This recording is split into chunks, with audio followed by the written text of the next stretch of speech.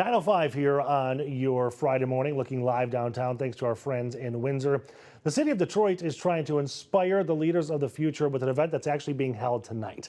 It's called Youth Civic Night. It's a nonpartisan event aimed at educating voters, so get out and vote, please, and empowering the community. This morning, we wanted to have a conversation about what young people want to see in the city and how we can get more people involved. Angelica Williams is here. She is Detroit's Youth Affairs Program Coordinator. We also have Shamere Duncan. She is the lead of the Youth Affairs team for this engagement coordinator and within the city of Detroit. Thank you so much for coming in. This event, again, happening tonight, it's kind of an opportunity just to sit down and talk about what's going on, right? Is that kind of a good way to put it? Yes. Yeah, absolutely. So this is a part of a longer panel series that we do where we try to engage youth in a bunch of different areas and industries. Because one of the things we really work for is making youth more engaged, more educated, and more involved in the city of Detroit. Which is interesting, and I'll get you in, and please chime in, but just a couple days ago, we had a long conversation here on this show about what the city and the region needs to do to attract and retain more young people. But a lot of times those conversations leave out the young people. Yeah. What's with that? Yeah, that's very real. And I think the key thing about the Youth Affairs team and how we have been developed and how our concept of engaging young people has come to life is that we have an intergenerational concept where we are working with our adult allies within the city of Detroit, within the Department of Neighborhoods. When we presented this to the mayor, thank you to him for just honestly being a supporter of seeing young people be engaged in their communities, young people being at the roundtable where decisions essentially are being made that will essentially impact them long term, as they are the next generation of leaders that will take on everything that this city has to come. So I mean, just listening to both of you, I can see future mayors right here. You're already involved though. So what do we have to do to get more young people involved? Not necessarily just to have these conversations, but to understand that not just the legacies, but the revitalization the city is currently going through, to get it to continue and thrive will rest on the shoulders of the next generations. Right. So how do we get them involved? Yeah. So one of the things that one of our friends, Jeremiah Steen, says all the time is that youth are not just the future, they're the present. And one of the things that we often see in conversations that youth are not aware of how to get involved in their community, what opportunities are available, et cetera. And when we say youth, it's very important that we specify we're talking about anyone under the age of 40. We see youth as being young adults, young professionals, you just put a knife children. in my heart. I'm so sorry. I said it and I was like, this is going to be controversial. No, it's okay. But when we say that, we're talking about anyone who's emerging into this world and workforce right now, especially. And it's really a partnership, as Shamere said. So it's an effort from the youth to get involved, to find out where things are and how they're operating. So is that kind of the goal of tonight then, is just to open the doors and say, this is how you get involved? Absolutely, absolutely. Tonight is really all about, and the Youth Affairs team, we value and our mission, a big key component of it is exposure.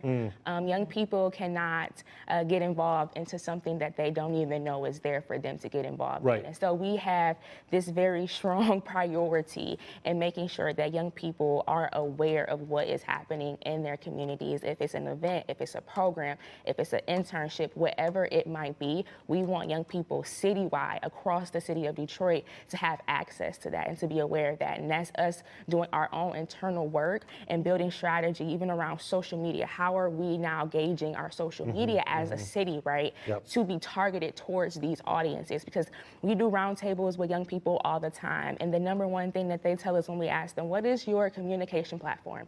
It's Instagram, all right? If you're looking for a key tip on how to engage your young people, use Instagram, all right? And mayoral candidates use Instagram. There you go. Okay, we're going to have much more on this conversation after a quick 90-second break. Don't go anywhere.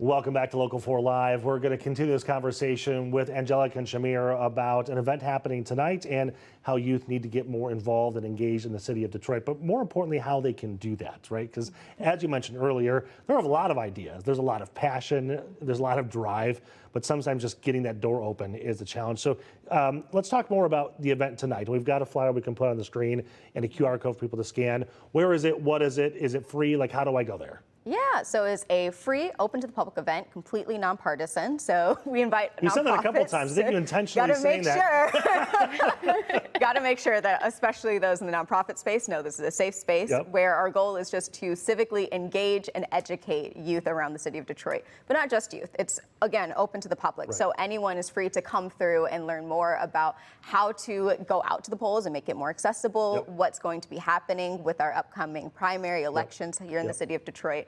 And just find a community of like-minded individuals who are passionate about taking control of their futures. Yeah, right. I did want to ask you, while we're on, you mentioned the primary happening on Tuesday, which is very, very close. Yeah. The city of Detroit is probably going to have a very low turnout. It's that way for primaries all the time.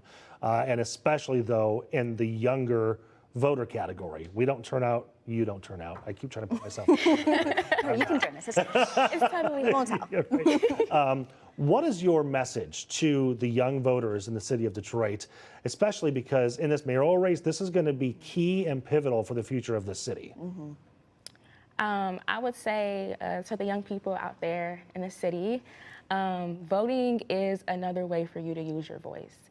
Whether you might not necessarily be in a physical space around those decision makers and policy makers, that ballot is the opportunity for you to get out there and say, this is what you're going for, essentially. And so my advice would be to do your research, come to Youth Civic Night. Like this is the opportunity for I imagine there'll be some discussions about the mayor's race tonight, right? So come out and be a part of an experience that will definitely leave you walking away with inspiration and drive to be more engaged in your community. What I love about your event tonight is that it opens our eyes to the realization that city leaders are listening and paying attention. I mean, just the two of you and the roles that you have with the city of Detroit tells me that they do care about what the young people are feeling and thinking. Is that a fair assumption, or am I off? That is 100% accurate. Okay. I mean, our department alone, the Department of Neighborhoods, Tony Stovall, Aaron Harris, Raymond Solomon II, those three individuals in the entire Department of Neighborhoods from the very beginning, back in 2023, they have been dedicated to seeing young people thrive. I have a walking testimony of being one of those young people who they've believed in to actually, bring what we're doing today to life, bringing in Angelica and seeing her drive, seeing her passion, her self-agency, and also just giving us the autonomy to be in this space and co-design with them. Like, it's a collaborative effort. We lean on them and they lean on us. And it has been just such a fruitful experience to be able to do that, but be able to also see how this intergenerational, gap is starting to close, and like seeing how we can continue to spread that across different operations that are happening in the city. Nonprofits need this, foundations need this. I mean, it is a need to engage young people, and it's also a need to have young people on your team.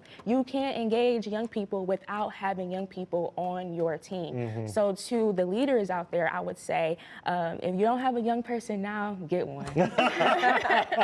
I wanted to ask more about, and you just mentioned this, that intergenerational kind of divide a little bit. There was, for a while, it was, millennials, Gen Zs versus boomers in such a way, right? Do we still have some of that, or are the older folks starting to realize that the younger folks have some really good ideas, and maybe we should start listening about Instagram? I think it depends, right?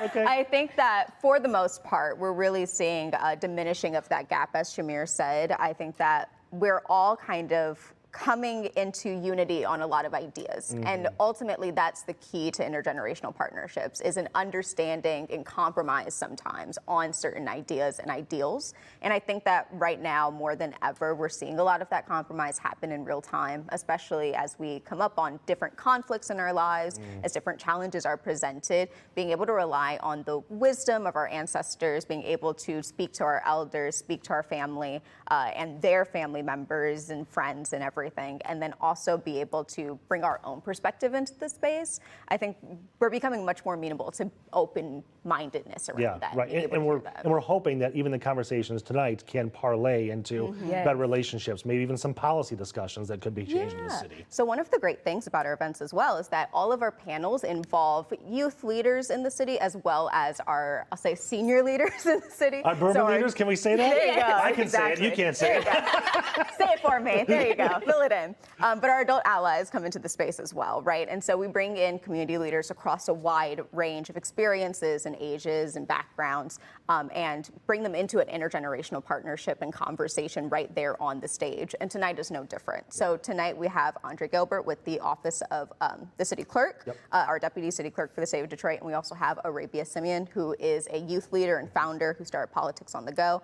And the two of them are going to be able to have a wonderful conversation alongside other community leaders about civic education and civic engagement, right? But importantly, they are both of different backgrounds, different experiences, different times, especially in the city of Detroit, and they'll be able to bring that insight into the conversation. Gotcha. Well, the producers and directors are telling me we're out of time, but I do want to put this graphic back up on the screen. You can see they're happening tonight at 11687 American Street, starting at 5:30 until 8:30. Is it free? Can we just show up? Yeah, it's free. Just show on up. Okay. Don't miss an opportunity. Angelica, Shamere, thank you so much for coming in. What a great conversation. I cannot wait to see what you two do in the next 5 to 10 years. This is going to be incredible. Maybe you'll see us on a ballot.